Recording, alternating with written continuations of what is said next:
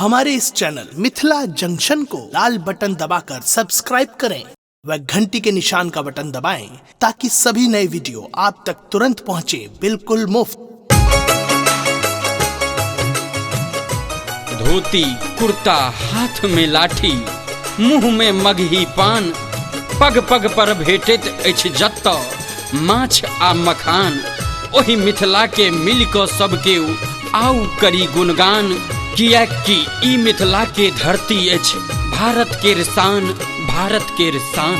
मिथिला के धरती भारतक मिथिला के धरती भारतक शान भ गेलै हम छी मिथिला के वासी हमरा गुमान भ गेलै हम छी मिथिला के वासी हमरा गुमान भ गेलै।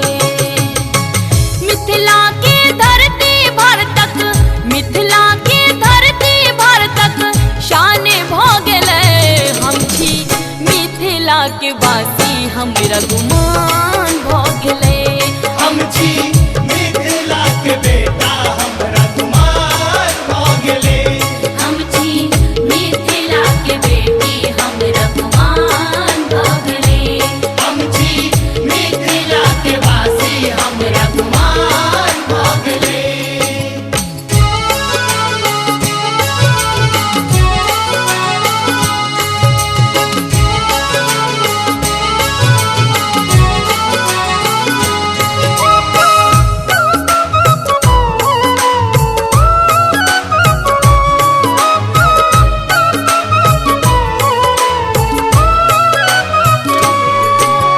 होय छै रामायण गीता के घरे घरे पाठियो घरे घरे पाठियो संस्कृति के रक्षा के चर्चा होय छै दिन और रातियो होय छै दिन और रातियो होय छै रामायण गीता के घरे घरे पाठियो संस्कृति के रक्षा के चर्चा होय छै दिन और रातियो मात पिता के सेवा में भगवान भ गेलै मात पिता के सेवा में भगवान भ गेलै हम छी मिथिला के वासी हमरा गुमान भ गेलै हम छी मिथिला के बेटा हमरा गुमान भ गेलै हम छी मिथिला के बेटी हमरा गुमान भ गेलै हम छी मिथिला के वासी हमरा गुमान भ गेलै।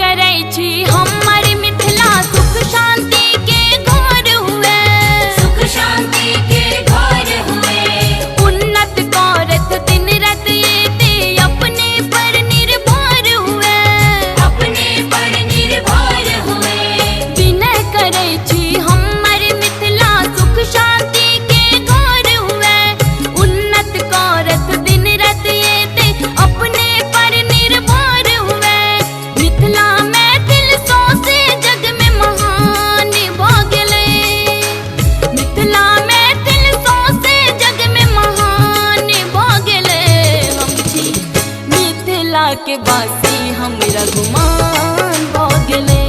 हम छी मिथिला के बेटा हमरा गुमान भ गेले। हम छी मिथिला के बेटी हमरा गुमान भ गेले। हम छी मिथिला के वासी हमरा गुमान भ गेले। मिथिला के धरती भर तक, मिथिला के धरती भर तक शान भ गेले। हम छी मिथिला के वासी हमरा गुमान भ गेले। हम छी मिथिला के बेटा हमरा गुमान भ गेले। हम छी मिथिला के बेटी हमरा गुमान भ गेले। हम छी मिथिला के वासी हमरा गुमान भ गेले। हम छी मिथिला के बेटा हमरा गुमान भ गेले। हम छी मिथिला के बेटी हमरा गुमान भ गेले। हम छी मिथिला के वासी हमरा गुमान भ गेले। हमारे इस चैनल मिथिला जंक्शन को लाल बटन दबाकर सब्सक्राइब करें व घंटी के निशान का बटन दबाएं ताकि सभी नए वीडियो आप तक तुरंत पहुंचे बिल्कुल मुफ्त।